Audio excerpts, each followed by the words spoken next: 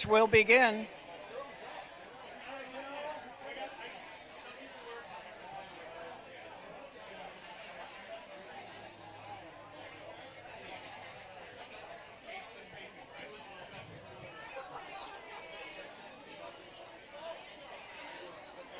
Does anybody know how to whistle?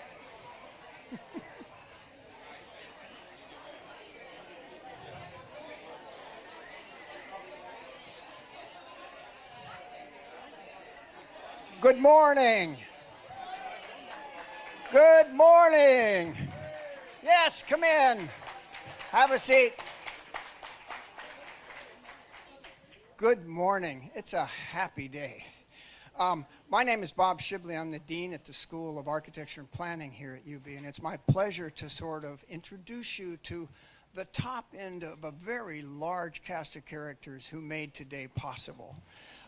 We won't get to all of them, but we're going to get to many of them, and you'll begin to understand what a team sport making this great park is. As your MC, I'm intentionally not going to be able to acknowledge all of the dignitaries that are here because my staff thinks I'll miss some and then I'll be in trouble, so we're okay with that. I do want to acknowledge that both Mayor Brown and Governor Hochul very much wanted to be here for this special occasion, and neither are able to do so. Governor Hochul's been a great supporter of the project, but business keeps her from joining us today. And Mayor Brown is currently in Washington, D.C., testifying before the U.S. House Committee on Financial Services. His topic is the future economic impact of the May 14th mass shooting at the Tops Market in East Buffalo. Before we start, I'd like to welcome Council President Darius Pridgeon as he leads us in a prayer to mark this occasion. Council President. There is a scripture that is widely known, and it says this: "The Lord is my shepherd, I shall not want. He maketh me to lie down in green pastures. He leadeth me beside the still waters. He restoreth my soul." David, the writer of this, one of the most quoted scriptures in the Bible, paints the picture of God being a shepherd and provides our needs. Quite appropriate for this setting today. The need David addresses first is for restoration, refurbishment, renewal of our souls, the seat of our emotion. The way the restoration occurs according to him: "He maketh me to lie down in green pastures." Today's groundbreaking will ensure that generations and generations will have a place of green pastures, a place where soul, body, and mind will be restored. Finally, David says, "He leadeth me beside the still waters." Here on this historic day, as we prepare to break ground, is a reflection of Psalms 23, pastures and water, the restoring of our soul. Let us pray. Dear Lord, thank you for this land that you created, and that our forefathers had enough wisdom to retain and maintain. Thank you for the life and legacy of Mr. Wilson, for his wisdom, for his love, and for his caring heart. Thank you for those who have labored tirelessly to make today a reality. May this ground be more than a park. May it be a place of healing, of hope, of happiness. We bless these grounds now. We pray protection of those who will work on this monumental project. Thank you for these green pastures and still waters. Amen.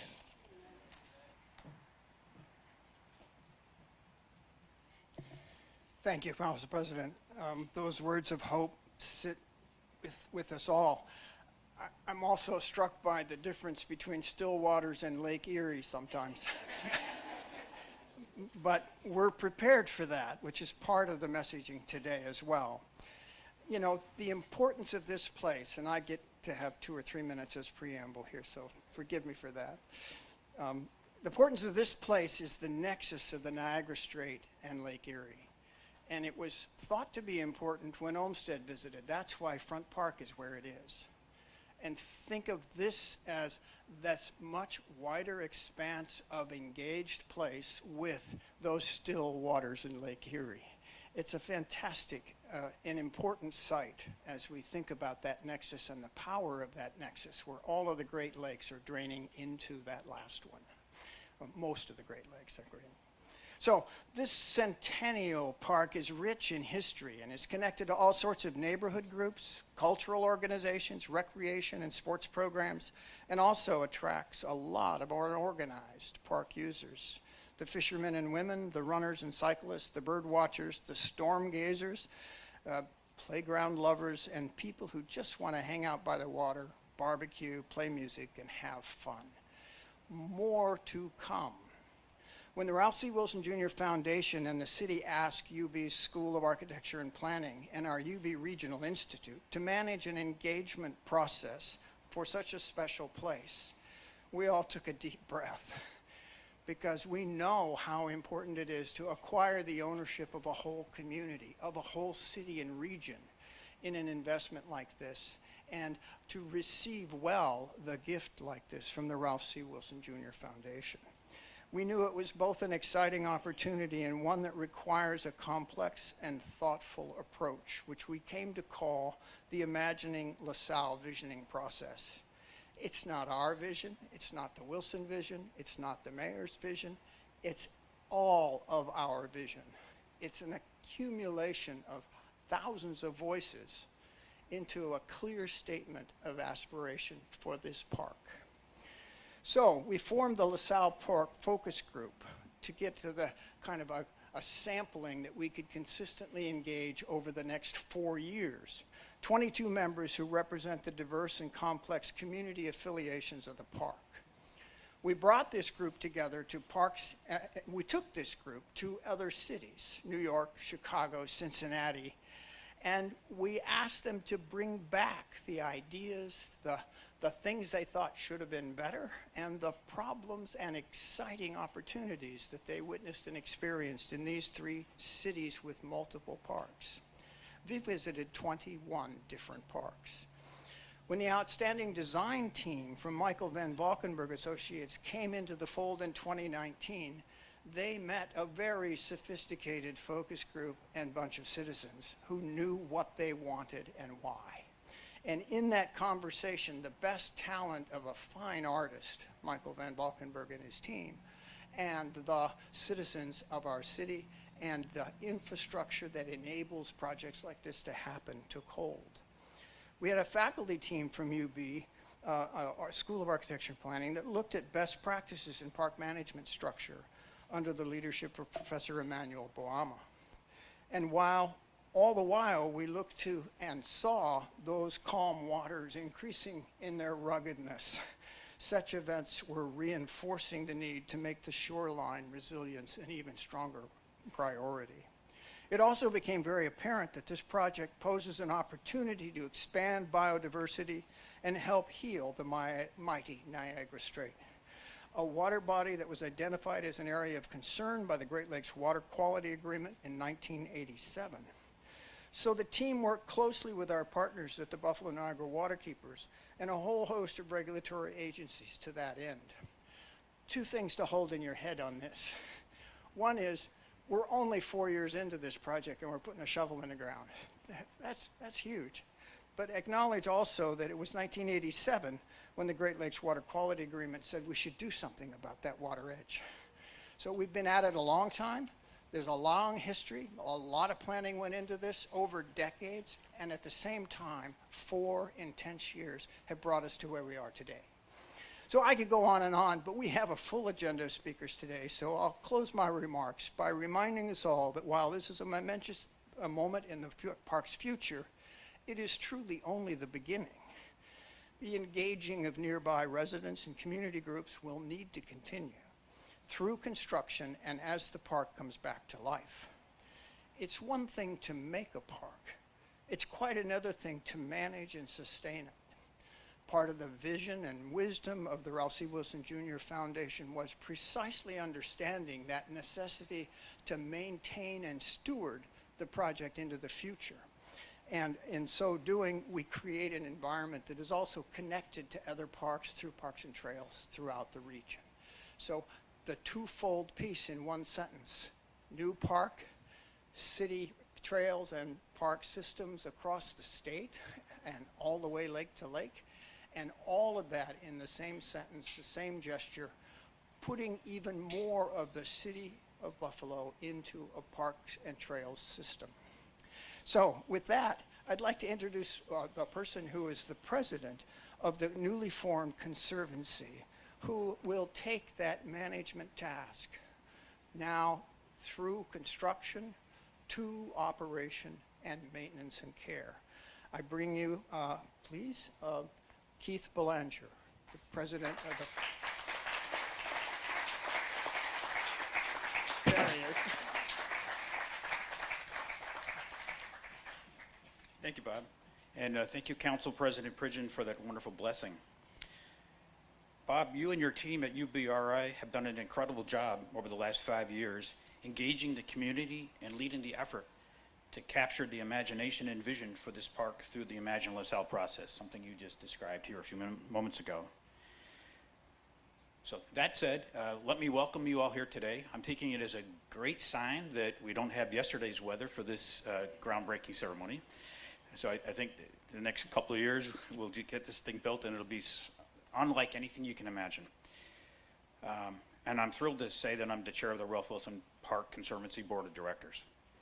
The Conservancy, while formally established just this last year, was years in the making. And again, Bob sort of described that process, how we baked the cake. The Wilson Foundation, collaborating with the University of Buffalo Regional Institute and the City of Buffalo, worked hard to find the right model to manage this special place on Lake Erie in the City of Buffalo. The Conservancy has been created for this purpose, is a not-for-profit organization that will work in partnership with the city to operate, maintain, and program the park, seeking to do so in a manner that fulfills the community expectations as established through the Imagine LaSalle process that Dean Shibley just walked us through. Since the creation of the Conservancy, we've been focused on the nuts and bolts of this work. We've formed a 501c3. We've established a management agreement with the city that memorializes how we will collaborate on the management, operation, and programming of the park. We developed a brand. You can see that on our shirts and on our hats. And where else was I here? And we've begun to build a website. So we started to do a lot of that work. Our role will be to ensure that this park, in collaboration with the City of Buffalo, meets your expectations, that it is well-maintained, safe, well-programmed, and welcoming to all, a destination that we can all be proud of.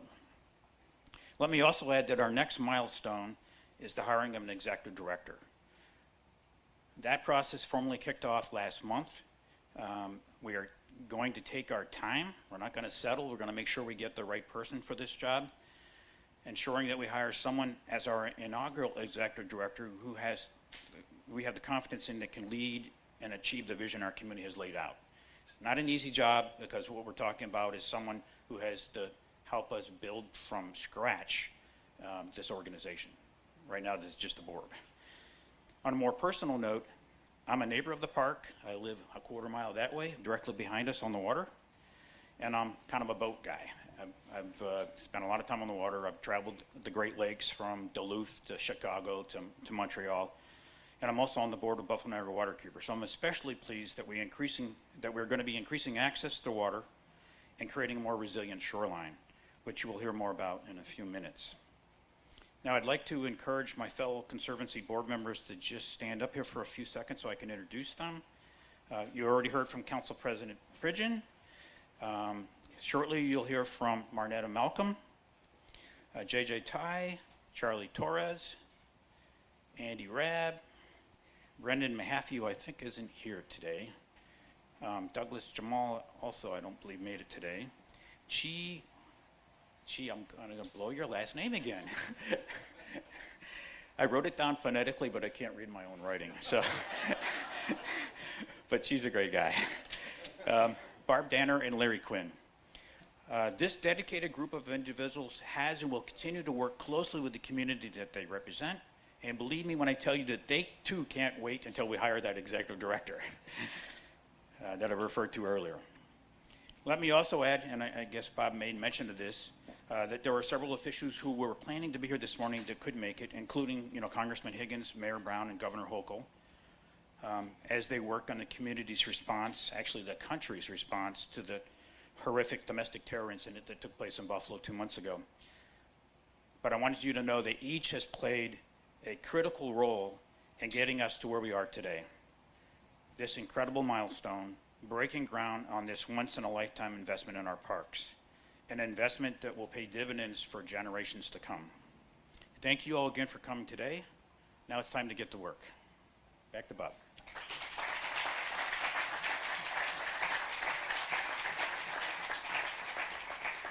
Thank you, Keith, and thanks for your service in this effort.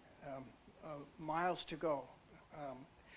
It's now my pleasure to introduce Eric Kulisade, who is the New York State Parks Commissioner, who will give us a few words and place this park in the context of his domain. Thanks, Bob.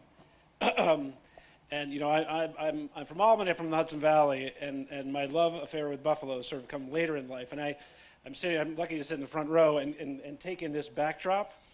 It's an exceptional view, and just imagine the photos that are going to be taken once this park is remastered. I think that's going to become an iconic view of Buffalo's downtown, and really emphasizing that connection between this park and the whole city, right? So my name is Eric Kulisade. It is my great honor to represent Governor Hochul today as you reach a major milestone in the redevelopment of this park on this amazing Buffalo waterfront. As the State Parks Commissioner, best job in state government, I can vouch for that. There's nothing more gratifying than to seeing communities celebrating their public lands, especially here where the Ralph Wilson Jr. Foundation and the people of Buffalo come together to build this wonderful and exclusive public space that we're going to be enjoying so soon.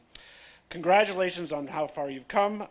Thank you to the City of Buffalo. Sorry Mayor couldn't be here. Keith Belanger, right? And Dave Egner for inviting me to celebrate with you today. It's really an honor for me. Thank you also to Mary Wilson for carrying out your husband's incredible generosity here at so many public parks in this part of the world and also in southeastern Michigan.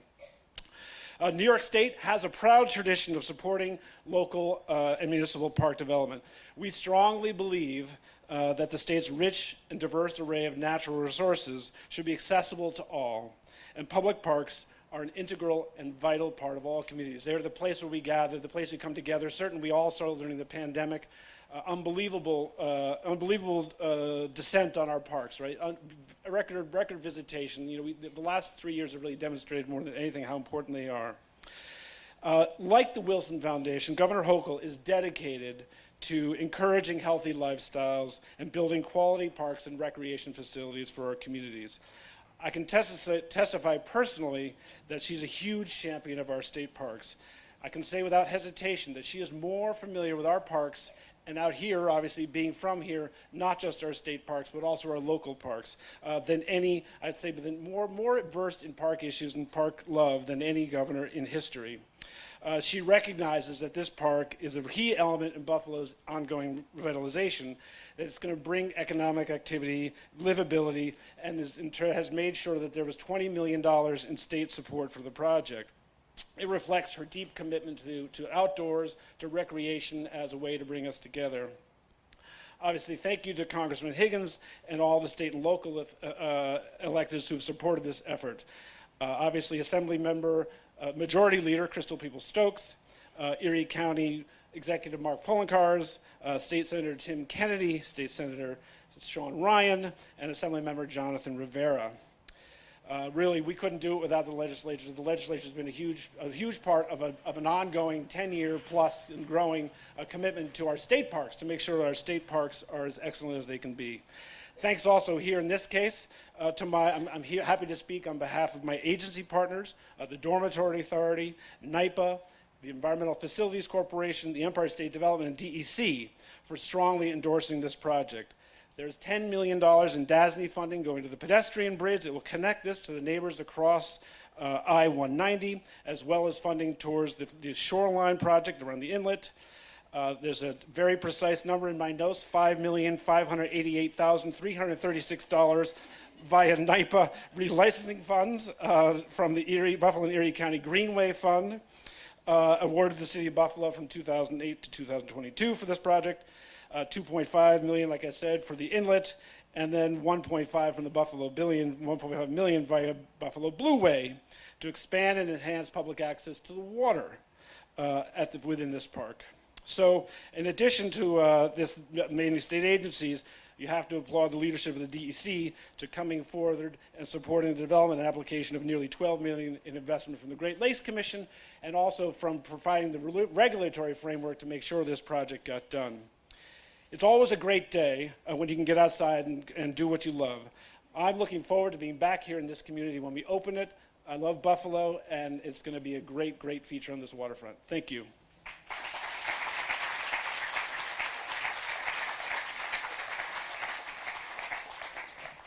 Thank you very much, Eric, and thank you for going down that list so now my staff can relax that I didn't.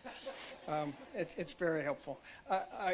It's my pleasure to say that, again, it takes a village, and the leadership that's come out of the mayor's office in the conduct of this investigation has been fantastic.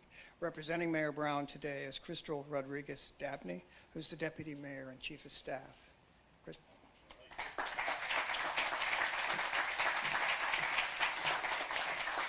Thank you, Dean Shibley. Good morning, everyone. I'm honored to be here on this very special day representing Mayor Byron Brown, who couldn't be here. He is in D.C., as Dean Shibley said, testifying in front of Congress, but fret not. I have Byron Brown talking points. So, in October 2018, the Ralph C. Wilson Jr. Foundation announced it would invest $50 million in transforming LaSalle Park into a world-class waterfront destination by making the most of this one-of-a-kind setting. I'm told now that that investment is now close to $80 million. Today's groundbreaking is a major milestone in this inclusive and transparent planning process to create Ralph Wilson Park, a people's park that will be enjoyed by the neighboring community and all Buffalo residents for generations to come. This pedestrian bridge will serve as a physical and as a symbolic tie to Buffalo's ethnically diverse West Buffalo neighborhoods, including thousands of immigrants and refugees who now call our city home. The Ralph C. Wilson Foundation touches thousands of lives on a daily basis here in Buffalo through youth sports, recreation, entrepreneurial and business support, mentorship, and through East Side Avenues, which is a collaborative of 15 philanthropies and banks that have raised millions for projects and initiatives to lift up East Buffalo.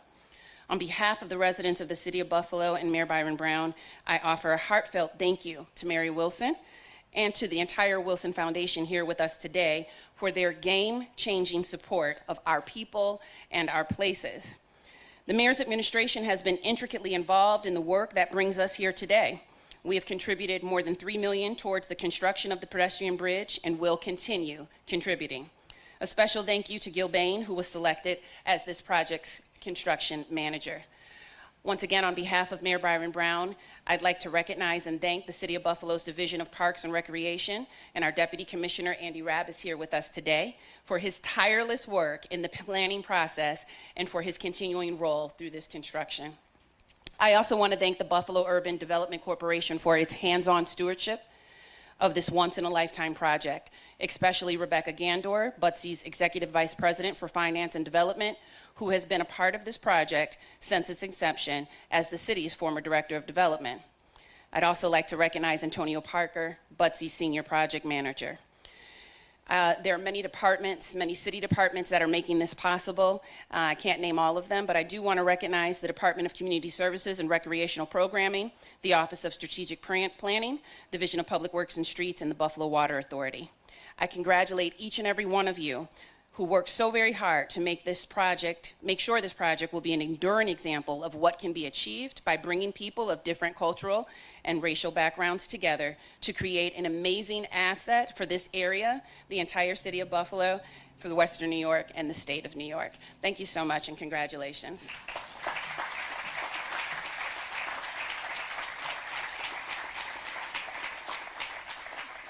So from the last two speakers, you hear about how simple this really is.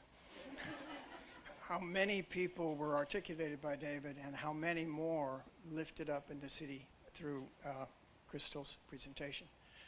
It's my pleasure now to take one close look at Becky Gandor, who was mentioned in your talk. Thank you. And Becky is the one who took vision with us and turned it into something step by step closer to reality. Becky?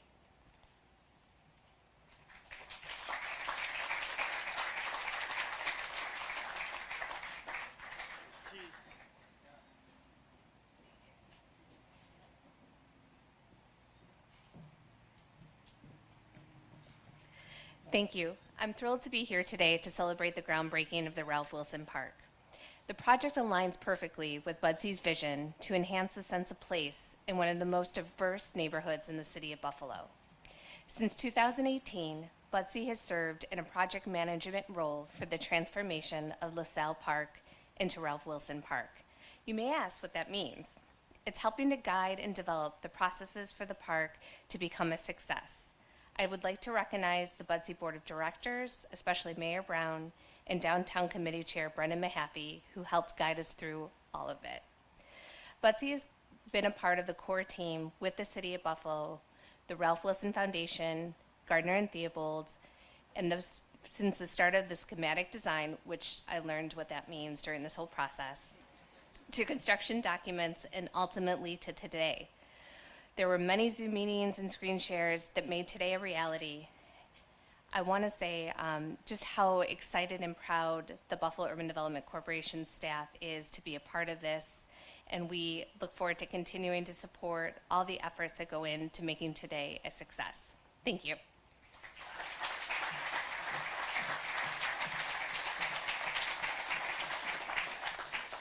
It's an art form to give. And what we've seen from the Ralph C. Wilson Jr. Foundation is an approach to giving, which is all about asking really smart questions. I'm an academic, no apologies, that's what we do. But asking the smart question and doing the work to get to a good answer across a large number of constituencies is truly magic. And David Egner, the president and CEO of the Ralph C. Wilson Jr. Foundation, has been a major part of mastering that art. David?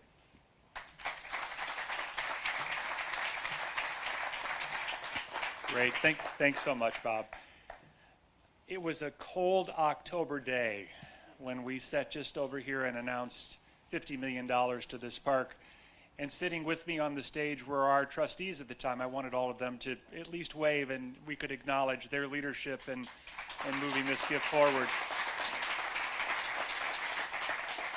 In addition, Tina Stenhouse, who's on our program committee, and is Kwanzaa Humphrey here? Yes, she is Kwanzaa Humphrey, who was on our program committee, who's moved to Florida where it's currently 273 degrees.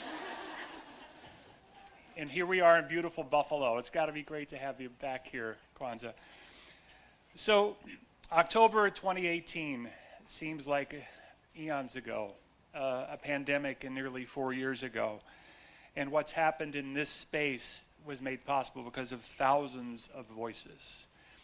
Look at the schematics around you, the images. If those aren't enough, in the back there's a QR code you can shoot with your phone and get augmented reality to spin around the park and see where everything will go, what it will look like when it's complete. I encourage you to do that. It's really awe-inspiring. Groundbreakings are really a ritual of looking forward, things in the future. One of my assignments today is to look back a little bit and talk about the people and the places that, the people from the places that made this possible. So let me just thank a few folks on the core team. They say you can tell the importance of a project by the number of speakers. Boy, is this an important project, Bob. First of all, the City of Buffalo, Mayor Brown and Crystal Rodriguez Dabney and Andy Rabb and Brandy Merriweather and Becky. It's been terrific to work with you all. Darius Pridgeon and the Common Council have been with us from the start, moving all the things through the city bureaucracy necessary to make this happen. Thank you so much, Council President Pridgeon. Of course, your team, Dean Shibley, and the Reimagine LaSalle work that was done here, Laura Krabraw and Bart Roberts, that whole UBRI team that made this possible. Michael Van Valkenburg, the architect who's not able to be with us today, Paul Seck and Paloma Garcia from his team. They're the folks that took those thousands of voices and turned them into these terrific images and what will be this park. From the foundation, J.J. Tai, who's really been our general on this, and supported by Jim Boyle, our Vice President of Programs, with Margaret Zimmer, former fellow. I saw Margaret here. Margaret, thanks for your early work in making this possible, and now Marissa Rossman, who's been so helpful to the work JJ's done. Great Lakes Commissioner Eric Ellis and Ryan Darton, the Great Lakes Commission, Eric Ellis and Ryan Darton. The shoreline design work has been terrific, and the collaboration to raise money to do that shoreline has been just astonishing to me. So the beauty of this project is really around those thousands of voices. You can make a terrific park. You can have a world-class design person design it. But when the co-architects are the people that will use it, it makes a tremendous difference. So we really put $50 million on the table, not as a beginning, but as a stimulus, a rallying cry, if you will, for what this park can be. And boy, did you rally. This park has now turned into a $110 million capital investment with lots and lots of players. And when you look at the maintenance fund set aside, we'll be upwards of $150 million committed to this space and for the people of Buffalo for now and into the future. So I'm so grateful for Commissioner Sagos and the New York Department of Environmental Conservation and Jill Jadlicka and the Buffalo Waterkeepers for the work they've done looking at climate change and the shoreline resiliency. The bridge work, this has really become a series of projects that will be transformational on this site. Now, I didn't have the privilege of meeting Mr. Wilson. I've learned about him through the stories that our trustees have told me, particularly our 4 life trustees.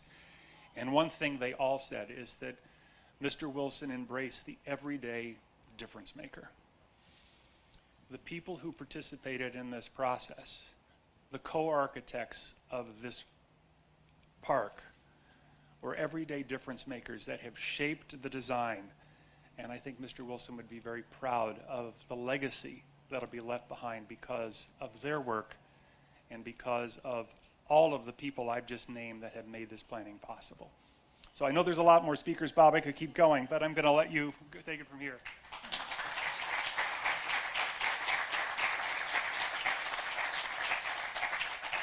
For those of you who are worried about time, I'm sitting over here in the sun. I promise you, we'll be out of here in no time. Before the next 3 environmental speakers make their remarks, I want to acknowledge the participation and laying of the groundwork of the Buffalo Niagara Riverkeeper, as David called her out.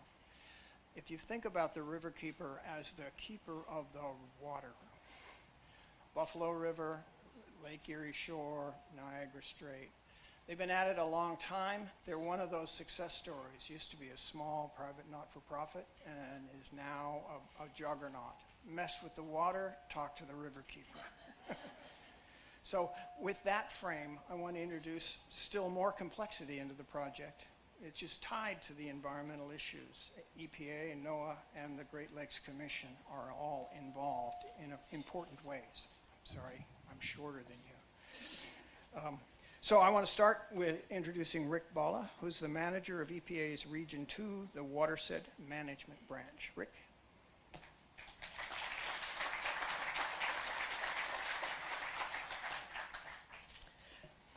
Thank you, Dean Shibley.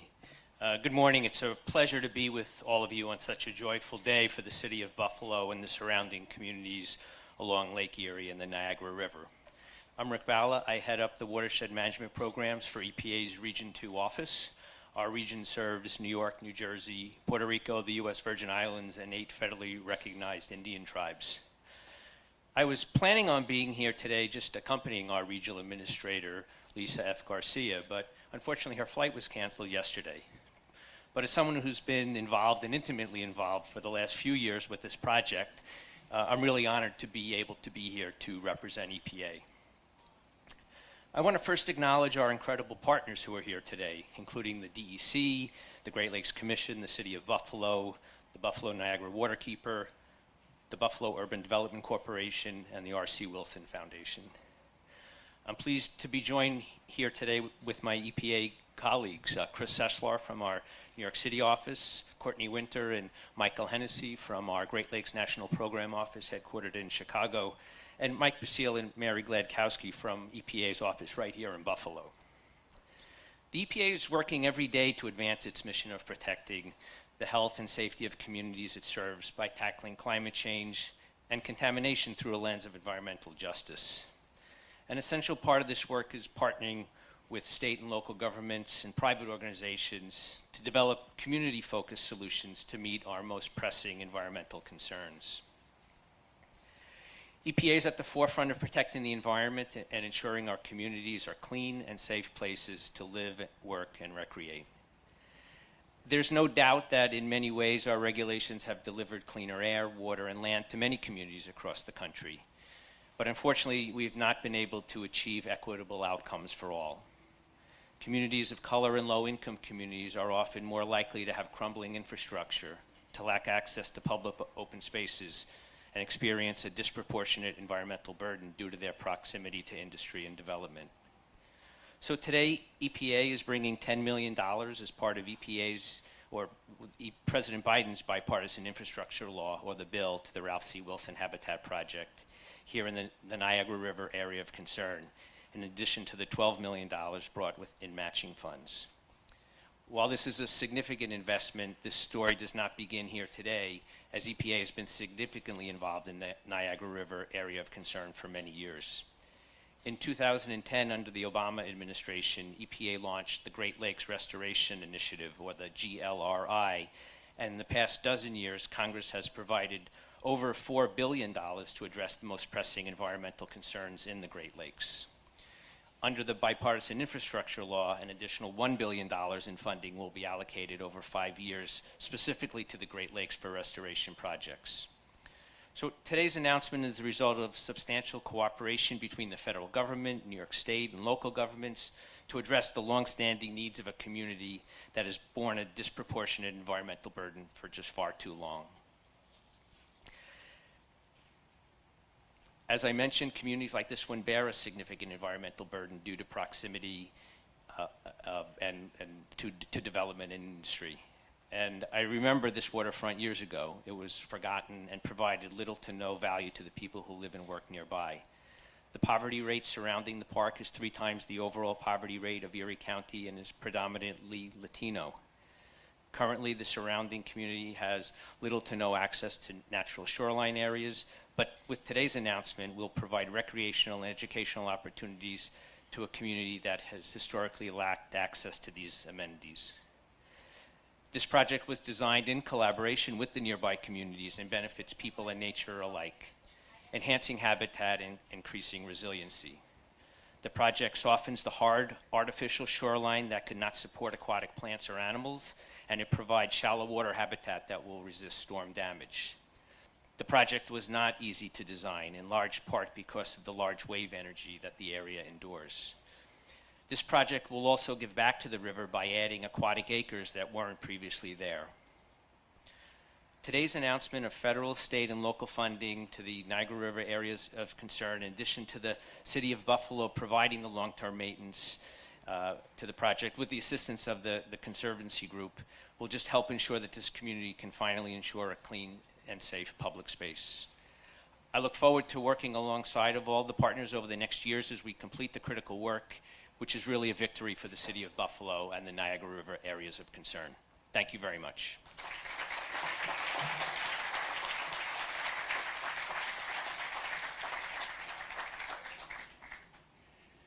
Thanks, Rick, very much. I'm always impressed with how a simple idea, let's make a wonderful park, becomes so complex.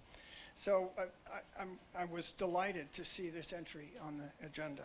I'm about to introduce to you the Senior Advisor of the National Oceanic and Atmospheric Administration. Just when you thought you didn't have a big enough scope and scale, we're there. Dr. Letice Lepere.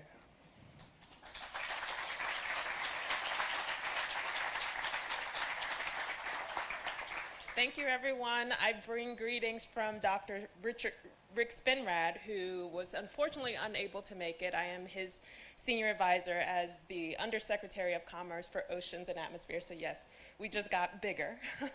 And I also want to bring greetings from Janet Coit, who's the NOAA Fisheries Assistant Administrator and is acting as our Deputy Administrator. She's also traveling. We have lots of projects going on right now, so it's a pleasure for me to be here to celebrate with you today. It's great to be here, especially along the Great Lakes in particular, because I'm a Chicagoan who fell in love with nature because of Lake Michigan. So, sorry to Lake Erie, but to Lake Michigan. So as many of my NOAA colleagues know all too well, we often make sure we incorporate the ocean and the Great Lakes in much of what we do. And I guess perhaps as a marine biologist and an ocean advocate, I can say that the ocean stole my heart, but my soul belongs to the Great Lakes. So it's a pleasure for me to be here. My personal...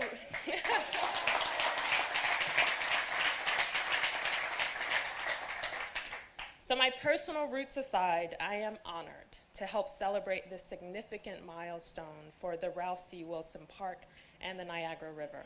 This milestone shows the incredible progress that NOAA and all of our partners have made over several years to restore and improve coastal habitat along the river.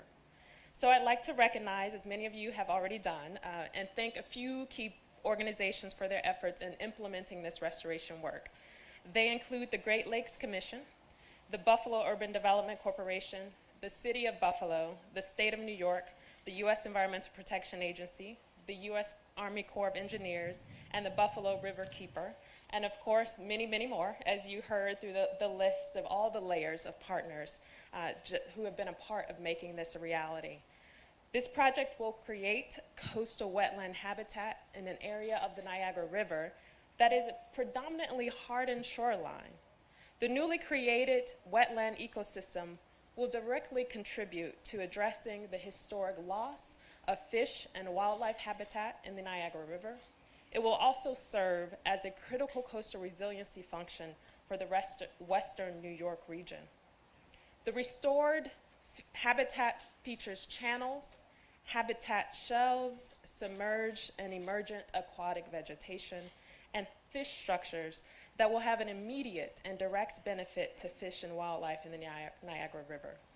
This includes a variety of native Great Lakes fish species such as walleye and northern pike, and other wildlife such as waterfowl. To date, NOAA has provided $2 million for engineering and design of the project and reconstruction work. Just yesterday, as you're hearing, we, in partnership with EPA, announced an additional $10 million of funding for construction as a kickoff for today. This funding will set the foundation for not only restoring habitat for fish and wildlife, but also creating jobs, stimulating local economies, and supporting recreational opportunities. These benefits not only align with NOAA's mission, but they are also consistent with the goals and principles of the Biden-Harris administration's America the Beautiful initiative. America the Beautiful is a locally led and nationally scaled 10-year effort to conserve, restore, and connect U.S. lands and waters to address climate change, the disappearance of nature, and as this project demonstrates, the inequitable access to outdoors. Finally, I would like to highlight the bipartisan infrastructure law through which NOAA received nearly $3 billion over the next 5 years to make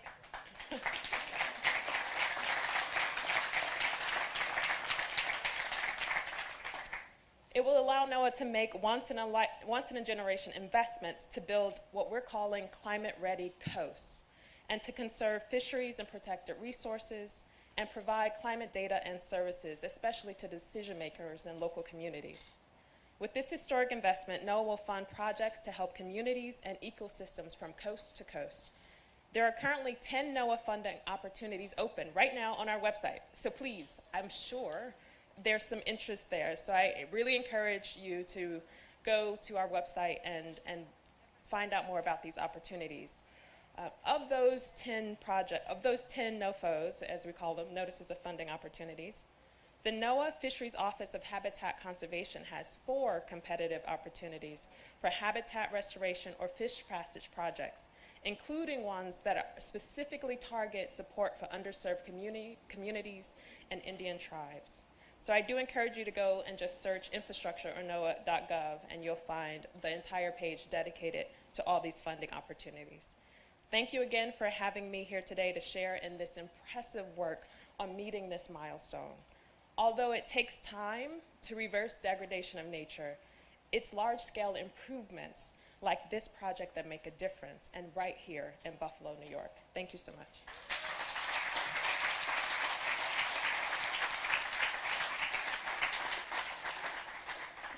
Thank you, Dr. LaFair.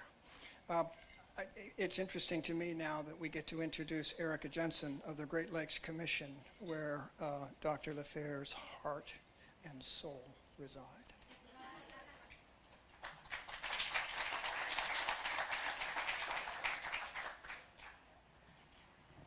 Good morning, Erica Jensen. I'm the Executive Director at the Great Lakes Commission, and I'm so thrilled to be here today to participate in this groundbreaking for the transformation of the R.C. Wilson Jr. Centennial Park.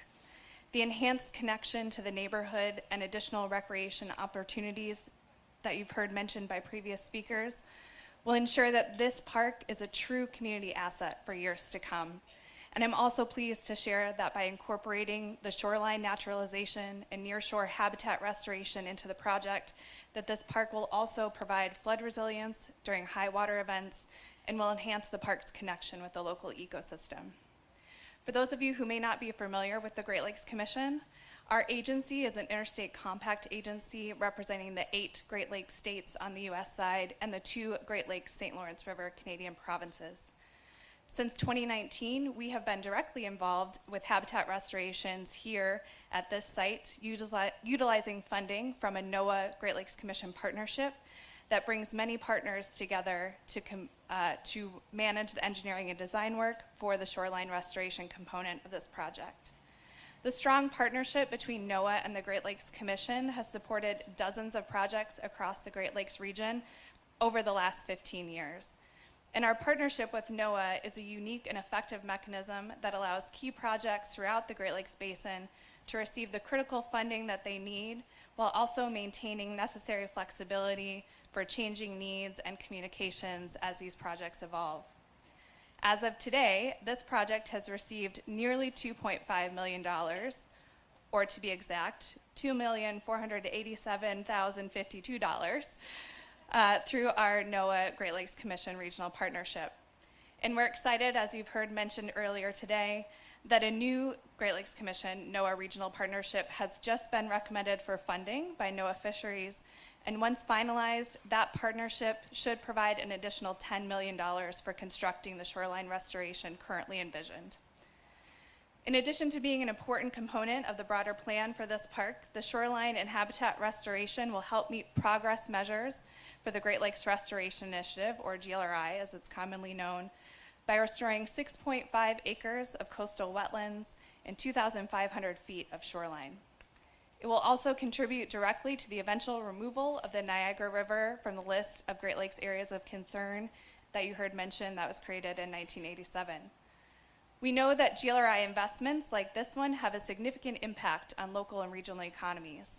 In fact, an independent economic study coordinated by the Great Lakes Commission demonstrated that for every dollar spent on a Great Lakes restoration project, it will produce an additional $3.35 in economic activity in the region.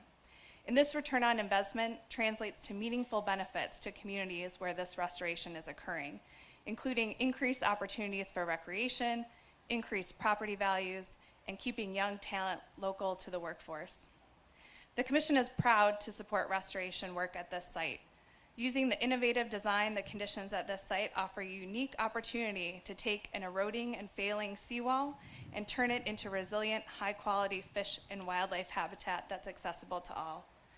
We'll actually remove 2 acres of historic fill that were placed in the water over a century ago and return that area back to Lake Erie. To ensure our success and engagement of the many partners needed to make a project like this happen, the Great Lakes Commission facilitates a centralized core team to guide and implement and coordinate efforts. Regular communication through this core team ensures that project results are aligned and meet the restoration goals at the local, state, and federal level. And I'd like to recognize our staff members here today, Eric Ellis and Jill Estrada, who are the ones working day to day to do that coordination work on our behalf. And so we look forward to realizing the incredible benefits that this effort will provide to the Niagara River ecosystem and the local economy here in Buffalo. We would like to thank and congratulate our project team partners from the multitude of agencies and organizations you've already heard mentioned today, and many others for this collaborative effort. The GLC is excited to be a part of today's groundbreaking, and we look forward to our involvement in construction and eventually celebrating the completion of this transformational project. Thank you.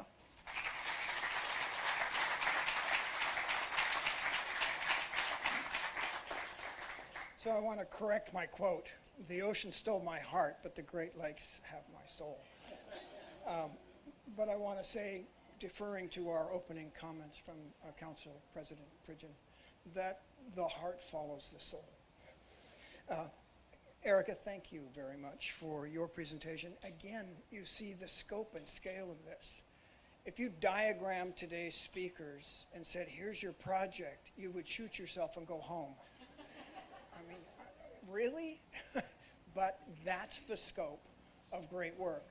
And much of the work you're hearing now from EPA, from Great Lakes Commission, from NOAA, that work and the Riverkeeper work is decades in the making, decades and decades. And why aren't we done yet? Well, because there's decades more to go.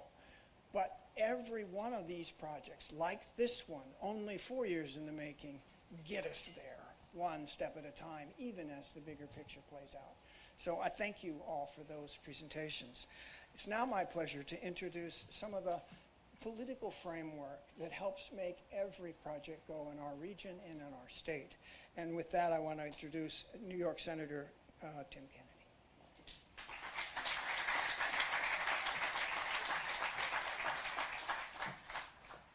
Well, good morning, everybody. What an honor it is to be here with each and every one of you today. Can we give a great round of applause for his incredible work out in our community, including here today as the MC, Bob Shibley. Thank you for your leadership. I want to recognize my colleagues in government as well. Bishop Pridgeon, always great to be with you. Obviously, Congressman Brian Higgins is here with us in spirit while he's down in Washington doing his great work with the mayor, recognizing our community and the moment that we are all working through right now, healing and grieving and moving forward as a community, as well as my colleague, Majority Leader Peoples-Stokes, my friend and colleague in the Senate, Sean Ryan, Bill Conrad in the Assembly, Assemblymember Jonathan Rivera represents this great community as well. Crystal Rodriguez, always wonderful to see you, Deputy Mayor and Commissioner, and so many others from the federal level, all the agencies that have worked so hard in the state level and the local community. Again, I want to recognize Mayor Brown and his administration for working so diligently and aggressively to meet a timeline and to make sure that this vision moves forward. I'm honored to be here as not only a member of the government community, but as a resident of the city of Buffalo, as a father raising 3 kids in the city of Buffalo, as someone who's always down here on our shoreline as my kids are participating in rowing over at the West Side Rowing Club. To see this vision becoming a reality is really an inspiration. And none of us would be here today without the leadership, the vision, the commitment to our community, and the generosity of Mary Wilson and the great Ralph C. Wilson, Jr. And I really want to recognize you and thank you on behalf of the grateful community for all that you've done for us today over many years, my childhood, all of our childhood, now into our adulthood, as we celebrate the great Buffalo Bills. Now the Buffalo Bills and that amazing legacy continuing to give back to our community. Think about this. David recognized this earlier. $110 million being invested into the front yard of our Western New York community. The defining place of our entire community, Ralph Wilson Park, which is going to be the signatory park in our entire nation, and I believe in North America, that will rival any park in the world. And it's going to be right here in the great city of Buffalo. It's an inspiring day, and we are so grateful and thankful for this moment. We thank God for giving us this moment and this day. What a beautiful day the Lord has made. David, Keith, let us rejoice and be glad in it. And there's no doubt in my mind, as Frederick Law Olmsted, we celebrate 200 years since his birth this year. I believe in my heart of hearts that Frederick Law Olmsted and Ralph C. Wilson Jr. are up in heaven toasting us here today on this beautiful Buffalo Day. So thank you and congratulations to all of you that have helped make today a reality.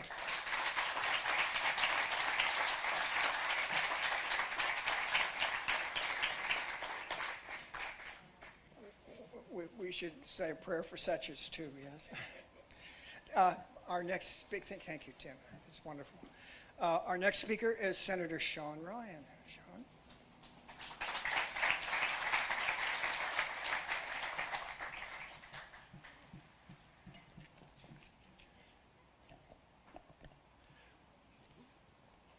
Complexity, right? But let's start with saying, holy cow, there's a lot going on in this park. I want to talk about two things, vision and planning. So for me, this park's always been the what if park. You came down for a picnic, you'd say, what if there was more shelters, or what if they were connected? And you'd say, what if there was more grills? And you came down and went fishing and say, you know, what if there was some inlets here? Wouldn't that be a better place? You come for a run or a bike ride, and you say, you know, what if it wasn't just a flat topography here? What if there was more trails? And most importantly, when you're down here with your family, you say, what if there was bathrooms? So for a long time, we sort of accepted the what ifs, right? And we love it because it's on the water, it's a respite. But boy, was it a blank canvas. And sometimes the vision comes from outside. So when the Ralph Wilson people came around and did an inventory of our parks, they came to this empty canvas and saw it for what it really was an empty canvas that we can take all the what ifs and we can execute it and we can make it a whole lot better. And that's where we are. And so the first thanks is to the Wilson Foundation for providing us the vision that sometimes we can't see ourselves. It was too big of a project. It was too complex of a project. There was too many obstacles. But you folks provided the vision, and I thank you for that. The second part is planning. And planning's, it's always the bugaboo. And I measure a planning process by how many people call my office seeking meetings to say, what are they doing down there? We're boxed out of the process. Guess how many calls I got about this project complaining that people weren't involved in the project? Zero. Zero, and that's a real testament.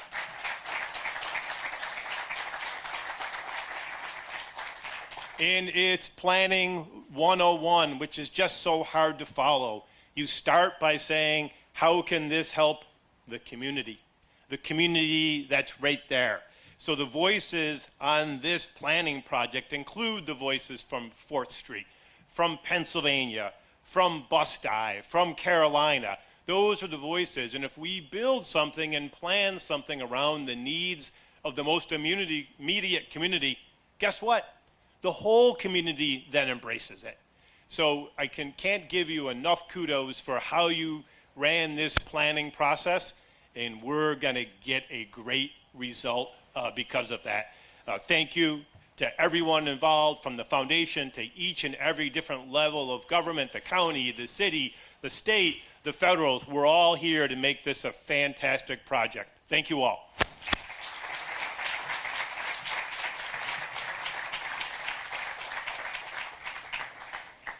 Thank you, Senator Ryan.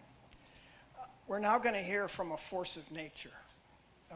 She has been on our focus group and is now serving on the Ralph Wilson Park Commission Board.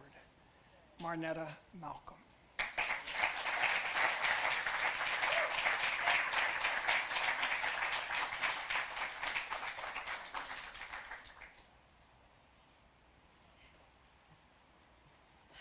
Well, that's true.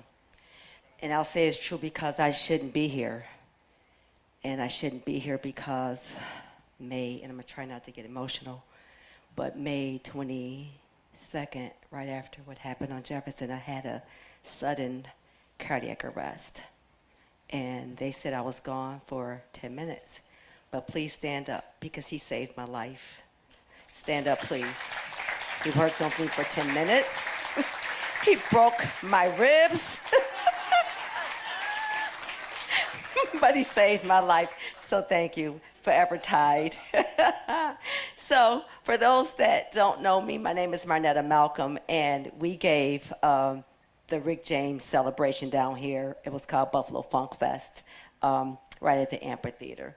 So when I got the call in 2018 to be part of a focus group, it was really so close to the Funk Fest that I was like, are they trying to change things for me? Why are they calling me all of a sudden? But it was more than 20 of us here for that meeting, and they invited us to go to different cities to visit and tour different parks, and it was a wonderful experience. All right, we got a chance to see Chicago, me personally, Cincinnati, and then went to New York City. Then we came back, and we did not know what the focus group was even about. And I think maybe JJ, I think JJ and Andy are probably tired of me now, and maybe Carrie too, because I'm one of those ones that once you know me, I'll keep calling you or texting you or asking you over and over and over and over again, and I never forget anything. So I'm one of those as well. So they didn't tell me, because I probably wouldn't have kept that secret, that they were going to put $50 million in the park. That was a surprise. And for Buffalo, if you're used to hearing about projects, sometimes they start but they don't get completed, which would have been a problem here. I thought 50 was enough, right? Clearly it wasn't, especially as we got more involved in it. The one thing that they kept from that point till now is having the community engaged with this park. From meetings, even when the pandemic slowed everything down, we went into Zoom meetings, we talked to the community. This is a community park. And especially the amphitheater, who actually went away, but is back now because of community engagement, me. So what I'll say about this, from then to now, we will buffalo our way into making this the park that we dreamed of when we first came here in 2018. It would be generations from now. We want the engagement. We don't want it to stop here, and we need you to do it, and we need the community. So thank you. I am honored. JJ, thank you. Carrie, thank you. Andy, thank you. Mary Wilson and the Ralph. It will now be known as the Ralph C. Wilson Park. I can't thank you enough for your generosity and the love shown for the city of Buffalo. Thank you so much.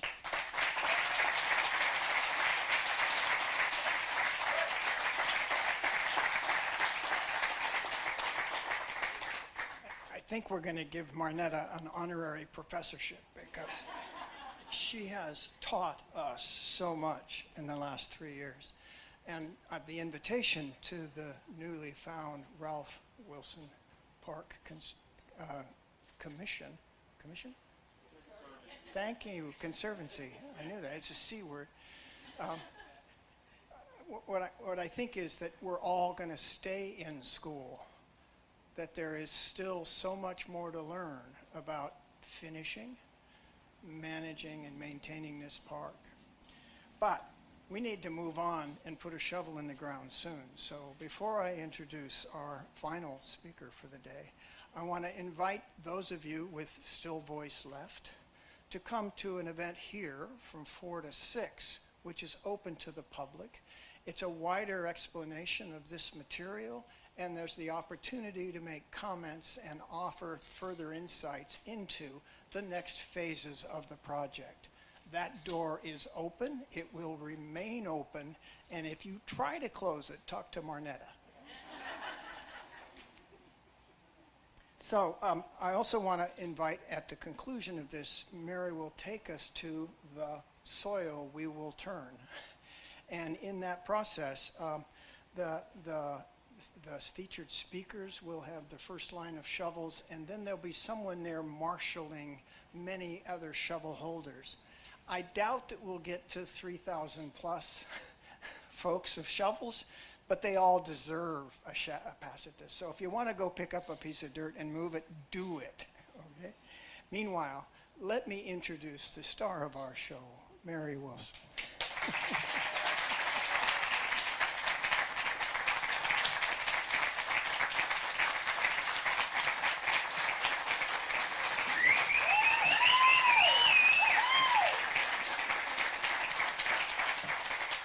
We know who the star is of this show, and I do want to thank Ralph for what he brought to Buffalo. And the thing about Ralph, this is a very good example of Ralph today, because he never did anything alone. When he came here, he had a vision of the Bills, and everybody thought he was a fool. But Buffalo rallied, community came together, fans all over the world now. And now, today, he brings so much more, actually. So how many fans would you say there are? I don't even know. Maybe 100,000, maybe 200,000. His foundation is going to touch millions. His foundation is going to touch so many lives and is touching so many lives. And he's doing it through collaboration, through partnerships, just like as he's done today, which I can't believe, number one, that this only took 4 years to get to this point.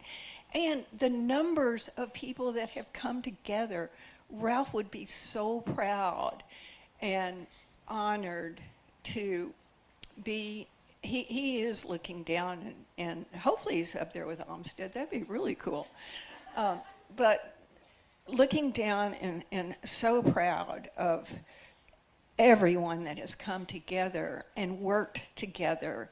And you know, it's a real inspiration what you can do when you work together and for a common good for the community to create something really, really great. And we are lucky that this land was here and we could make this investment. And Ralph's name will be here. What a great honor, and thank you again. And I think it's time for everyone to get a shovel. I'm sorry that we don't have 3,000 shovels here. But these shovels have a story. JJ drove them from Detroit, and he was afraid to drive them through Canada. All you had to do was tell him where they were going. He drove through Cleveland to get here, and thank you, JJ. I'm glad they arrived. And so if Bob has this orchestrated, who's getting shovels first, and thank you for being here, and thank you for your commitment to Buffalo and Western New York. Thank you.